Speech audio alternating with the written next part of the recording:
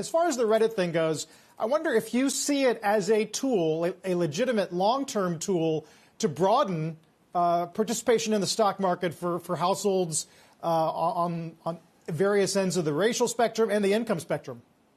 So I think what the Reddit phenomenon, I'll call it, has done is start a good conversation about democratizing access to the stock market. And as we know, about 83% of stock holdings are held by the wealthiest 10% of households. And what I think the Reddit rebellion or phenomenon represented was average people taking the opportunity to use technology to gather collectively and take control of a system that they typically not had access to. So I think all of that is a net positive. What I'd love to talk about, though, is how we can get more people involved in a longer-term investment strategy, not a flash phenomenon where they get in and try to get out, because we know as much as some people benefited, some people also lost.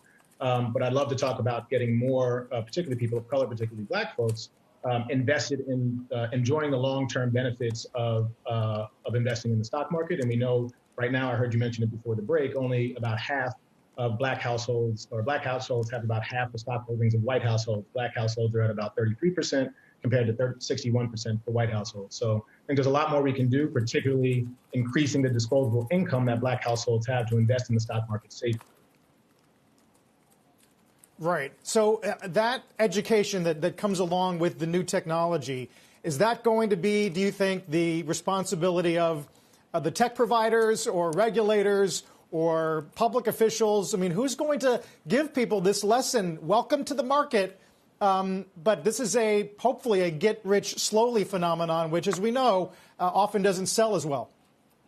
Very true. I think it's everybody's responsibility. You know, we've heard companies make commitments to racial equity, particularly around economic mobility, but just in general. And I think if we look at the systemic barriers that have kept certain people out of certain parts of the market, and certain parts of particularly the stock market, I think it's everybody's responsibility to make sure people go in fully eyes open. And I think that, you know, you look at apps like Robinhood, that their ostensible purpose is to democratize and get more folks into the practice of investing for the purpose of building wealth.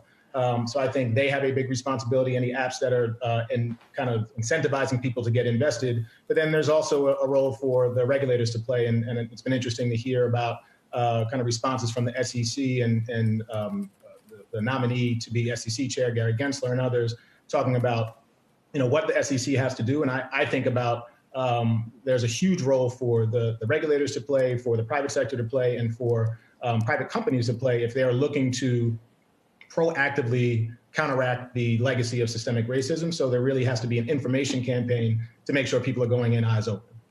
David, I want to shift and talk a bit about labor and efforts to unionize within tech. I mean, we've got this Amazon warehouse workers in Alabama and elsewhere, many of whom are people of color at that level, different from what you would see in the engineering ranks and closer to headquarters. If you look at Apple and their retail workforce, similar. If you look at the gig economy and talk about unionization and protections there, similar. From a policy perspective, do you have a position on what needs to happen so that the worker has more of a voice? We're talking about inequality within the markets, but what about within the workplace?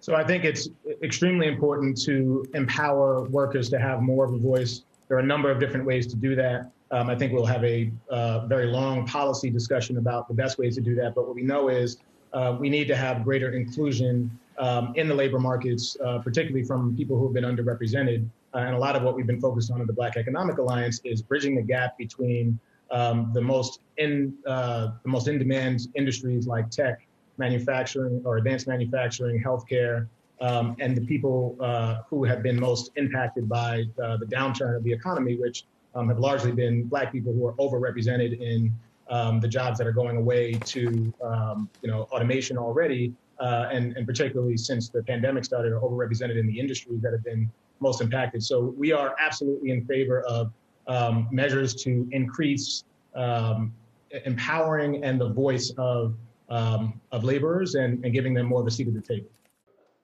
Shepard Smith here. Thanks for watching CNBC on YouTube.